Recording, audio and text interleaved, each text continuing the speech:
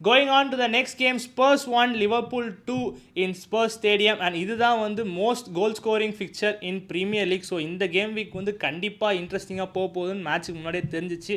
But இந்த game பற்றி சொல்லணும்னா ஸ்பர்ஸ் வந்து 11 பேர் வச்சு கேமை முடிக்கிறதுல அவங்களுக்கு இஷ்டமே இல்லை. பிகாஸ் 2 ரெட் கார்டு வாங்கி 9 மேன் வச்சு தான் இந்த கேமை முடித்தாங்க.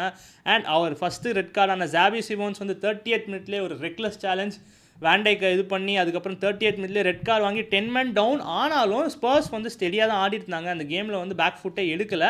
ஓகே 0-0ன்னு போயிட்டு இருந்துட்டு ஃபஸ்ட் ஹாஃப் முடிஞ்சிச்சு. பட் செகண்ட் ஹாஃபில் கேப்டன் ரொமேரோ வேலையை பார்த்து விட்டார். சரியான ஒரு மிஸ்டேக், அதாவது ஒரு செம மிஸ்பாஸ்னால அதை வந்து டிரான்சிஷனில் கன்வெர்ட் பண்ணி வேர்ட்ஸ் அசிஸ்ட் போட்டு இசாக் சப்பா வந்து ஒரு கோல் அடித்தார்.